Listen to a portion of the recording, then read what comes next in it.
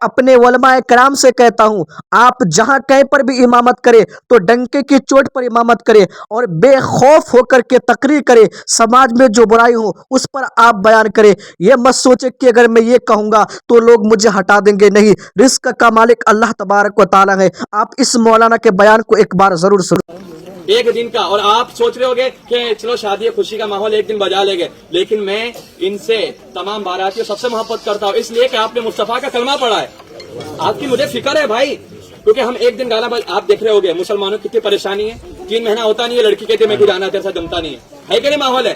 اب طلاق کتنی زیادہ ہو رہی ہے، یہ نہیں ہوتا تو ایک ہی ہوتا ہے، ڈاکٹر صاحب دوا دے دو 3 سال ہو گئے اولاد نہیں ہو رہی، یہ مسئلہ بھی پھیل گیا ہے۔ اور کتنے لوگ کیا رہے مولانا کے پاس، مولانا تعویذ دے دو، کیوں؟ کہتے ہیں کہ اولاد تو ہو گئی لیکن فرما بردار نہیں ہے، مارتی ہے۔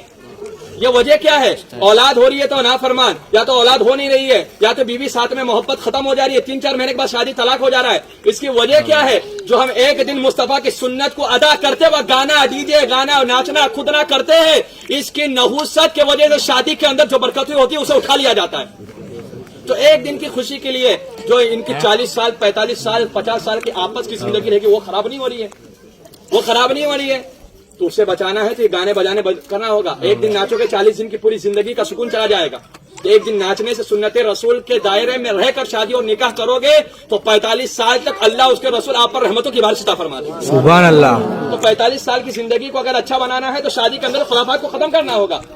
کہنے کا مقصد یہ، میں سنت پڑھ رہا تھا، اتنے دور سے گانا بجا کہ دماغ ہل گیا پورا، کہ یہاں پر خدا کی عبادت ہو رہی ہے، یہاں گانا بجتا ہے، یہ اللہ کا گھر ہے، اولیاء اکرام کا گھر ہے، لیکن میں یہ نہیں کہتا ہوں۔ لیکن آپ کو بتا دیتا ہوں کہ میں آپ پرسنلی اس لیے کہ اس گاؤں کا امام ہوں، اور جب تک آب و دانہ رہے گا میں یہاں رہوں گا، کوئی ہٹا نہیں سکتا، جب تک اللہ چاہے گا کھلائے گا۔ اور میں حق بات میرے دماغ، کیونکہ وہ امام کچھ کام کا امام نہیں کہ جس کا ایمان کمزور ہو۔